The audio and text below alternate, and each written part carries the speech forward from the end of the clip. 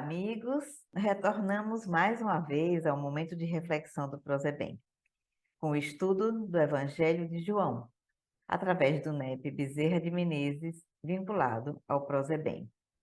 Hoje estaremos com o capítulo 6, versículo de 1 a 15, primeira multiplicação dos pães. Nesse momento, peço a Jesus que nos ampare, para que possamos assimilar os ensinamentos do Evangelho de Deus, trazido pelo Mestre Jesus, e colocá-los em prática no nosso dia a dia. A bibliografia foi retirada do Evangelho dos Humildes, de Eliseu Rigonati, o Evangelho sem véu nem mistérios, aliás, ao contrário, sem mistérios nem véus, de J. Moutinho, Evangelho Rede Vivo, livro 5 da FEB, e o Novo Testamento, tradução Haroldo Dutra Dias. Vamos rapidamente lembrar essa passagem, quando Jesus e seus discípulos se dirigiam para um lugar tranquilo, subiram ao monte e sentaram-se. Jesus sentou e seus discípulos também, a fim de descansarem. Jesus percebeu uma multidão que se dirigia para onde eles estavam, cerca de 5.000 pessoas. Jesus curou os enfermos e, como já estava adiantada a hora, Jesus pergunta onde será que eles comprariam pão para toda aquela multidão. E os discípulos dizem que não tem dinheiro para alimentar toda aquela gente. Imagine, gente, 5.000 pessoas. Jesus pergunta o que eles têm de comida.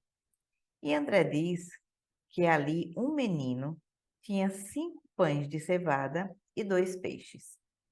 Jesus, então, rendeu graças e mandou distribuir o alimento com todos, que comeram e se saciaram. Jesus também mandou que recolhessem os pedaços que sobraram e encheram 12 cestos de vinho.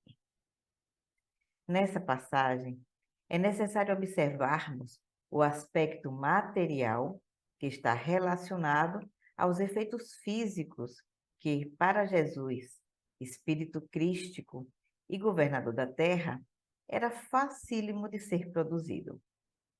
Quando, mediante transporte e pelo emprego de fluidos apropriados, e ainda mais contando com o auxílio da pleiade de espíritos que o assessoravam, multiplicou a diminuta quantidade de alimentos que possuíam, de modo que satisfez as necessidades da multidão que o rodeava. Esse efeito provocou um abalo no povo. O outro aspecto é o espiritual, quando Jesus ordena a seus discípulos que satisfizessem o ardente desejo do povo em se instruir nas coisas divinas, porque era em busca da palavra de Jesus e pelo conforto espiritual que o povo o seguia. Também ensinou aos discípulos que eles, possuidores de um maior conhecimento espiritual em relação àqueles que estavam ali, eles estavam em condições de saciarem a fome de saber espiritual da multidão. É como se Jesus dissesse: ensinai a todos o que sabeis, e vereis que ficarão fartos. Com a multiplicação dos pães e dos peixes, a multidão foi tranquilizada. A paz reinou. As pessoas estavam felizes porque traziam o corpo e o espírito nutridos. Atento aos mínimos detalhes, o Senhor recomenda também: quando se saciarem, disse Jesus a seus discípulos, recolhei os pedaços que sobraram, para que nada se perca. O Senhor nos alerta nesse momento para não desperdiçarmos os bens físicos e também os bens espirituais que possuímos. E Emmanuel, no livro Pão Nosso, nos diz: contra o desperdício e a avareza é imperioso o trabalho de cada um, porque Identificado o equilíbrio, o serviço de justiça econômica estará completo, desde que a boa vontade habite com todos. No versículo 15, João fala que Jesus, porém, sabendo que viriam buscá-lo para fazê-lo rei. Isso por quê? Porque ele tinha feito um prodígio muito grande à visão daquela multidão que ali estava. E aí Jesus refugiou-se de novo, sozinho, na montanha. Felizes pelos benefícios recebidos, aquelas pessoas voltam à realidade em que viviam. E como acontece hoje em dia, priorizam cargos, concessões, posições e títulos. E Jesus, sozinho, subiu a montanha. Jesus ensinou as lições básicas do reino de Deus aos filhos da Galileia, aqueles que o seguiam naquele divino instante. Diz Humberto de Campos, no livro Lázaro Redivivo.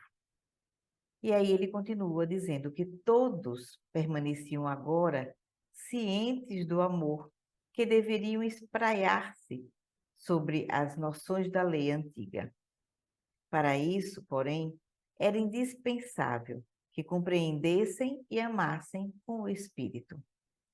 Todo o problema do mundo era a necessidade de amor e realização fraternal.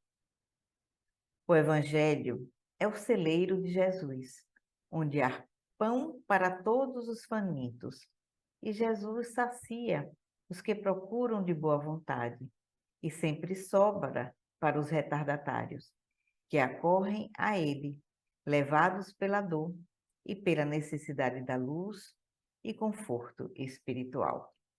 Então é bonita essa passagem, muitas lições a gente pode tirar, principalmente conhecendo mais de perto os efeitos físicos produzidos por Jesus, que naquela época era considerado um milagre, e por muitas pessoas ainda que não conhecem a doutrina espírita, e nós sabemos que são plenamente possíveis, principalmente a um espírito crístico, como é Jesus.